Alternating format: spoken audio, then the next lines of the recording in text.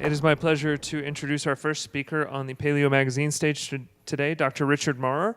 Author of The Blood Code, is a naturopathic doctor from Portland, Maine, specializing in metabolic recovery and health. He helps folks resolve type 2 diabetes, hypothyroid, weight issues, and find their athletic potential through blood test results and skin fold caliper measurements. It's my pleasure to introduce Dr. Richard Maurer. Great. Thanks. Thank you, everyone, for making it here at 8:30 in the morning for day 3 at Paleo. And thanks to Keith and Michelle for organizing the show. And there's so many blue shirts around making this happen. So, pat them on the back before you leave today and just say thanks, because a lot of these people are volunteering, and they've got, 40 hours that they volunteer for our 3 days here. And it really is a staggering list of people to come see. Happy you're all here. I have a lot to go over, and we only have 20 minutes and then a little time for questions afterwards, like 10 minutes. But right after this, I will be at 9 o'clock for a while. I'll be down at the booth talking over the message, the book. I'll be doing some book signing. They've got a bunch of copies of the book. So we'll talk there if there are other questions. Ready? Good. Okay. Insulin resistance, a radical prescription for patients really ready to enable themselves and empower themselves towards their self-prescribed wellness. Now, it's kind of bold to say that people can take over their sort of medical understanding. Quick review of how medical systems work. You need an ICD before you can do a CPT, right? The ICD is the classification of disease. You have to be marked with a code. Then the doctor, I was going to say the industry, then the industry mines you with CPTs, and that's the way of extracting value out of the equity of the ICD, right? So your ICD leads to a procedural code, which is ultimately what gets reimbursed. So in insulin resistance, this whole talk about type 2 diabetes and this talk about insulin resistance, you've got a lot of codes, right? You've got cells decrease their ability to take up glucose, and therefore the blood sugar rises. That gives you an R73.9. I'm using ICD-10 codes. I've jumped ahead a year for those people who are thinking ahead. The body compensates, or drugs are added. Well, that makes more insulin, right? You got all these drugs that raise insulin. Insulin itself, sulfonylureas. So people take these, GLP-1, GLP-2 drugs. That raises insulin. Therefore, you get abnormal triglycerides, that's the E78.1. You've got the high blood pressure. You've got abnormal central weight gain. There's the, I think that's the 88.81. You've got all these neat type 2 diabetes. Obviously, that's the end stage, and you've got a code for that. Once you have the code, you're valuable to the profession. They got things they can do for you, right? So I spent 20 years, my first 20 years as a naturopathic physician in Portland, Maine. I was more functional medicine, right? I'm an integrative medical practitioner. So I don't use those. I'm higher than thou. I use a functional medicine diagnosis, right? Metabolic syndrome, 88.81. Am I any different? I'm still jumping on this ICD so that I can then do a CPT so that I can then make a living. But again, I stand on a higher ground, right? I say, but I treat the cause. I get at the root of the problem. Well, if you go to Mayo Clinic in 2012, I pulled this off their website, mayoclinic.org.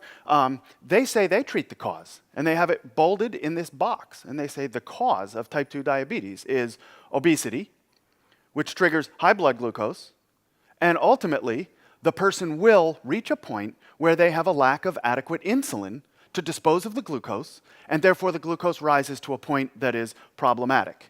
And the diagnostic criteria has basically come down over the years so that, anything over 124 for glucose is diabetes. Simple. So they're treating the cause by getting at the things before the lack of adequate insulin. So they had one problem. They said this in 2012, but if they really want to treat the cause that they've made up, obesity is not a disease, right? Obesity didn't have an ICD-10 or an ICD-9 until June of 2013. They made the AMA claim, remember this on the headlines? The AMA calls obesity a disease. you gotta raise that red flag. There's gotta be a little bullshit meter that comes up, like, wait a second, this isn't right. So the AMA recognizes a disease is invented, but remember, obesity doesn't cause type 2 diabetes. Right? There was a study in China just this past year, 50.1% of the people with prediabetes and diabetes were from the middle of the bell curve of BMIs to low. And I'll mark that, I could throw my personal story in here where I wasn't yet to my mid-40s and I was pre-diabetic on my blood sugar numbers. My mother was type 2 diabetic by 60. That's on my mother's side. My father is just full of thin diabetics. Absolutely full of that on that line. So I've got a strong propensity towards insulin resistance. Obviously not a strong propensity towards extraordinary obesity. I am not a high insulin secretor. I'm naturally a little more insulin resistant. My tissues just leave a little more glucose behind so my brain can be fed by glucose on a more regular basis. More on that in a moment. So obesity is not really the cause, and neither is high blood sugar the problem. Right? Insulin resistance is the problem. So there was the Accord trial, this great medical trial where they lowered blood sugar down to near normal in type 2 diabetics. They started mixing drugs. They pulled in a couple medications, and they really aggressively drove the glucose down. They didn't use diet and exercise. When they drove the glucose down, they had to stop the study. It was a 5.6-year study, and they had to stop it after just over 3 years. Why? Because the better they treated high blood sugar, the more people died. They died of heart disease. The very thing you're trying to prevent, because that's what people die of when they have type 2 diabetes. Right? They don't die of diabetes. They die of complications of diabetes. The number one of that is heart disease. So Herzl Gerstein, the lead researcher, said, we believe that some unidentified combination of factors tied to the overall medical strategy is likely at play. Using medications. What's the overall medical strategy? Polypharmacy. What's interesting is we'll see Gerstein come up again. Neither is, the people just don't have adequate insulin, right? We need to raise their insulin levels, and that'll get their glucose down. Well, that's kind of silly because the 1, 2, 3 punch of high insulin levels are linked to breast cancer. High insulin levels are linked to increased cardiovascular disease risk in kids, as well as young adults. High insulin is increased incidence of all mortality for all cancers. So by saying, you don't have enough insulin, we'll just give you more, we're killing people. That's crazy town. So, and these are all pretty recent studies playing this through. What just happened? This just died. I'm going... Come on. Where's that tech guy? Heads up. Suddenly this doesn't advance. How do I even get this to advance? Yeah, this? Yeah. If I can do it manually, I'd be happy.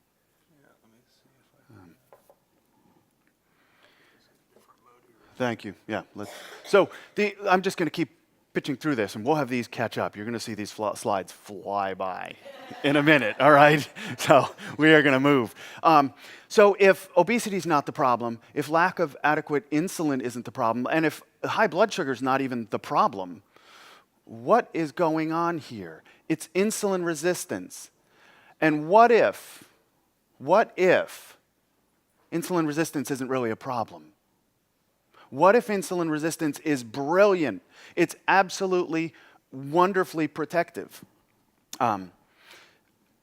You'll see some pieces here where it took me viewing this, and again, after 20 years, I realized the medical piece of what I'm doing is probably all wrong. People are coming to me as a naturopathic physician, and they want a better diagnosis.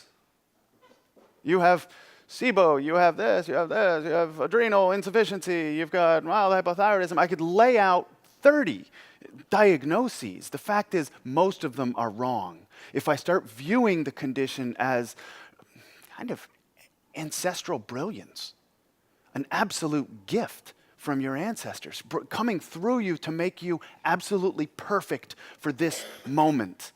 Now, I'm using this moment as, say, this sort of maybe quarter millennia.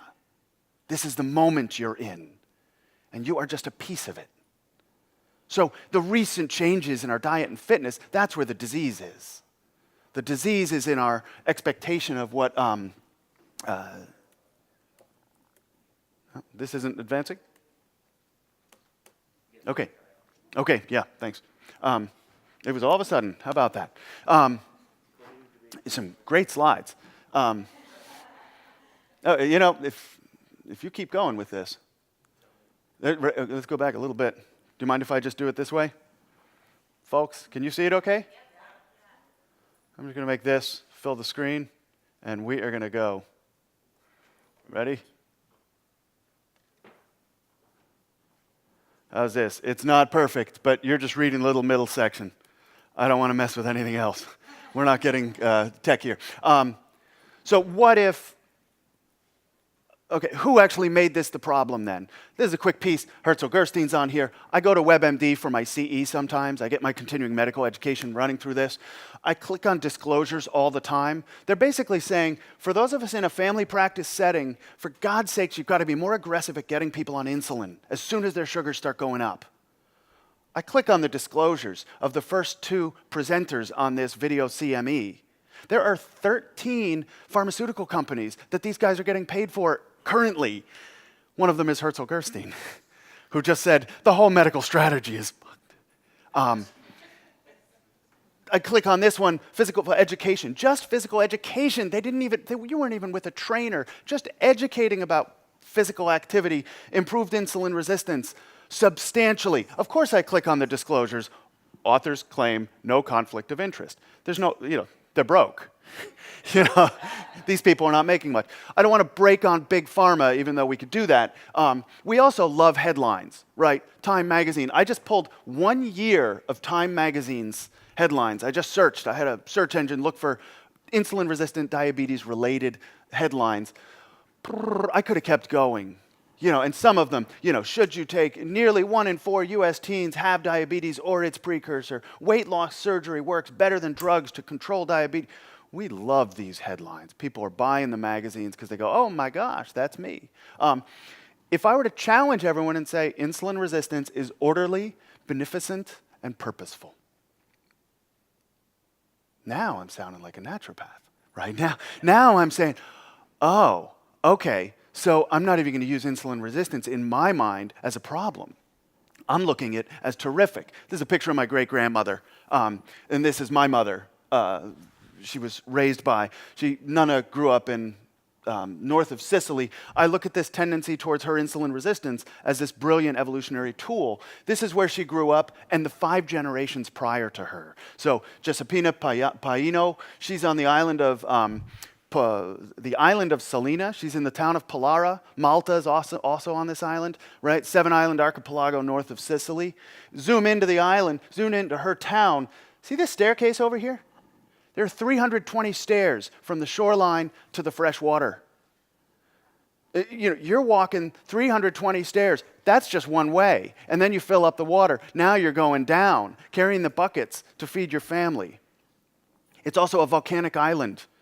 There's about 2 inches of topsoil. You grow grass there. That's about it. So you can have sheep and goats, because there's no grassy plain. Sheep and goat milk. You've got shellfish, fish, oily fish, and you've got grasses. Leafy stuff. Genetic locations for type 2 diabetes. Any of you that want to talk about genes, and I am not going to promote this SNP thing, silly, because we have so many genes for insulin resistance, and that's for the insulin resistance piece.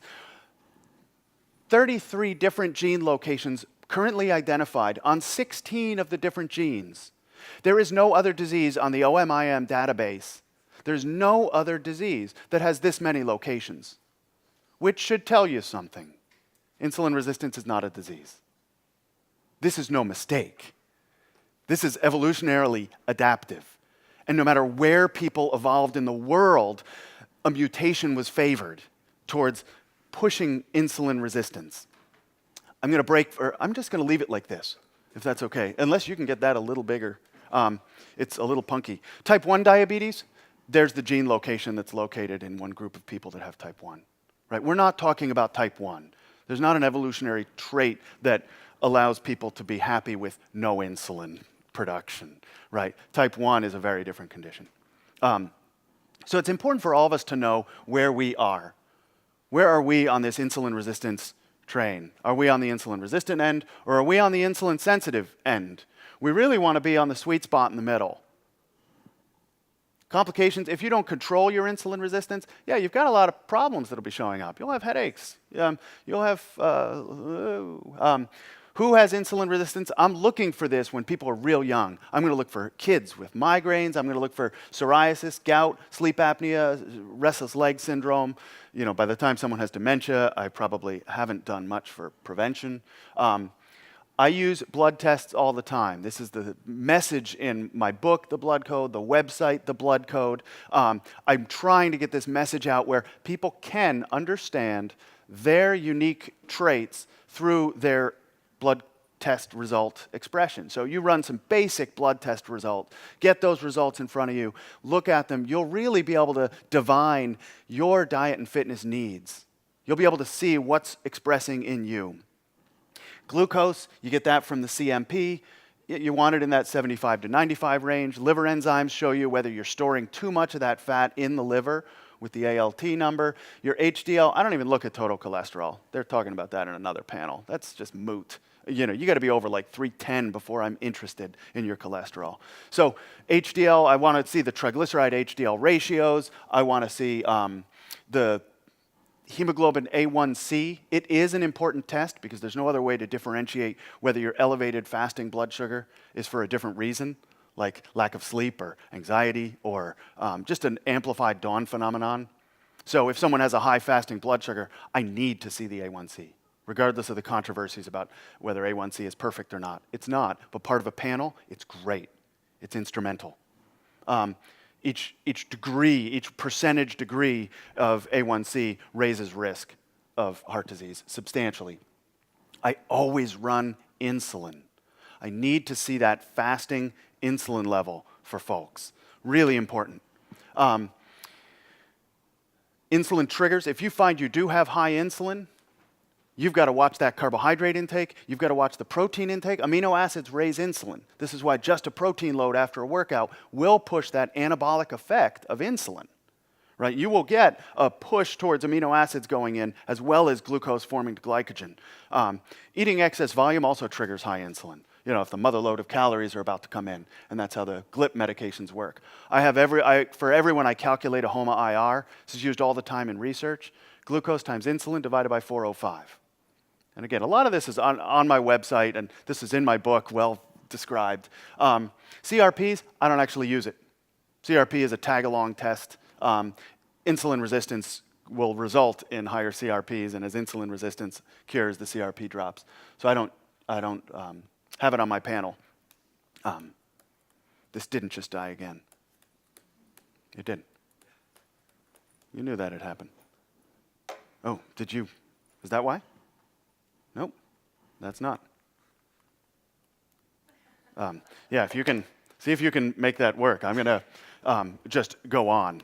It's important for each one of us to map out where we are on this insulin resistance track. And if we really look at it differently, if we know we have the high insulin, if we're trending towards insulin resistance, we've got to change the language. Not, how does a low-carb diet and exercise help me because I have insulin resistance or diabetes? But maybe, how does my tendency towards insulin resistance help me survive in this low-carb environment with a lot of physical activity on an empty stomach? So actually, my condition, my insulin resistance, is a gift. I just need to buck up, live in accordance with it, and, you know, have the habits that really lend me towards my healthiest future. There are a bunch of studies showing people can tolerate more carbs, right? There's the AMY gene. Did you hear about this? 2 weeks ago. So this study came out. People who have more copies of the AMY gene, they have more salivary amylase. And they said, look at that, the people that have the more copies, they can break down amylase better and carbohydrates digest more and you absorb and utilize more carbohydrates. And I thought, oh, that's going to be the one associated with obesity and insulin resistance. And the study showed no. It was actually the people with the low number of copies. Because evolutionarily, they evolved without the load of starch carbs. Neat study, just came out. Are we all going to run out and get our AMY tests done? No, we're just going to see whether we're insulin resistant or not. You know, this is a guy came into my office, referred to me. Doc had said, you're candida, you've got some candida thing, you need to go on a low-carb diet. Competitive 5K, 10K runner nationally for his age group. He had low insulin. His fasting insulin was below 2. Someone put him on a low-carb diet. The guy crashed, absolutely crashed. Was toast for about 2 years, came to see me to see if I could get pulled out. You know, this is a guy that needs a potato with every single post-recovery meal. People with insulin resistance can and must exercise on an empty stomach. You have to reduce, I'm going to fly through these. You have to know where you are on the insulin resistance. I'm going to butt into 2 minutes of your question and answer. To finish this off, insulin resistance, you have to mark whether you have severe, moderate, mild. These are all laid out on my website as well. And it just died again. They didn't have me use my computer. Oh, there we go. Look at that. It's sluggish. There are amazing things you can do when you're insulin resistant. If you map this right, you should be able to track,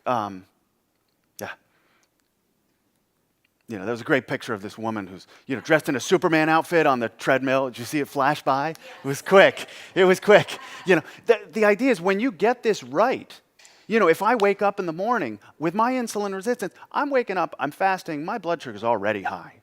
My A1C is already in the high rate. It's not anymore. But if that, you know, when that was the case, I had to realize, okay, I need some strenuous exercise right off the bat on an empty stomach. Not too long, but enough to really turn my body into a more insulin-sensitive body. And my diet, yeah, I couldn't do, even though it was sourdough toast, it was, you know, Weston Price appropriate, it didn't work. Protein intake, what's left? You really need to address the fats. You hear me talking, protein releases insulin. Triggers are insulin release. If you already have high insulin central obesity, protein, just like carb, triggers this. So does stretching the stomach. Fat is the one food you'll get a lot of calories without stretching the stomach, and there's no insulin effect whatsoever. So those of us with insulin resistance, we don't eat lean meat. We eat these meats with this big marble of fat in there, and we douse it in that was a wonderful meal I had in Italy. And I have people working out more aggressively, really teaching these people, okay, you've got to get down on the floor. It's got to be strenuous. This is a fellow, Marc, came in. This is the more common, where someone's insulin resistant. He's got an insulin over 10. He's at 13.4. After just a few months, his insulin is down at 7. It's in the 3 to 8 sweet spot. His glucose is coming down. It's still up at 96, but it's down from 112. He was pre-diabetic, moderate insulin resistance. If he followed, you know, following my blood code, that was the category. You know, this is what someone looks like when they find this trend. That was quick, huh? See if Marc's there again. You know, and this is in just a few months. It's not, you know, I don't tell everybody then who walks in the door, you need to do this diet. No, I'm looking for the people with high insulin. If I can just pre-select the high insulin folks, this will happen to every one of them. Simple. I want people to find out early. I wish I could run a test like this on every 18-year-old. Maybe not this young. But the idea is, I was born with this trait. It didn't appear when I turned in my 40s, or it doesn't appear when a woman goes through menopause. It's always there. It's always there to protect you. And if we start looking at, I could name a number of illnesses, but I'm going to stick with insulin resistance today. We could look at this with the view of positive, sort of ancestral brilliance, and just kind of thank ourselves for having this condition and figure out how to better live in accordance with it. And that's probably why we're here at a Paleo conference, to figure out how we can live in accordance with it. Hopefully, through the blood code, you can kind of grab some of the tools that medicine uses and help yourself map where you are on that GPS map of life. I'm going to take a few questions. There's a mic going around, so if you have a question, raise up and we'll go. It was fast. And again, I'll be doing a book signing downstairs if we want to chat more. In the back, yeah. Are you familiar with insulinoma? And what are causes of that? And then how do you deal with it afterwards, after the removal of the tumor? Right. There's, this is a rare instance where someone will have an insulinoma. There are some people where the insulin levels will not be 12, 13, 14. These, usually with an insulinoma, the insulin levels are secreted very high. You will see an odd effect because there is just as much, maybe there will be weight gain, but a lot of times there's catabolism because of such hypoglycemic crashes. Once it's removed, you're really back at baseline again to see whether there's an increased or decreased insulin secretion. It's very separate of normal function of the pancreas, and it's actually, it's quite rare. You know, it's not something that most people, someone that's had an insulinoma is no doubt going to be running insulin levels more frequently, you know, on their annual visits. So we'll always be looking for that HOMA-IR and trying to see if that glucose insulin calculation can be as close to 1 as possible throughout their life. No, there's not a known cause of an insulinoma. It's like a lot of, you know, growths in the body. They just happen. Yeah. Yes. Yeah, so I feel better on a low-carb diet.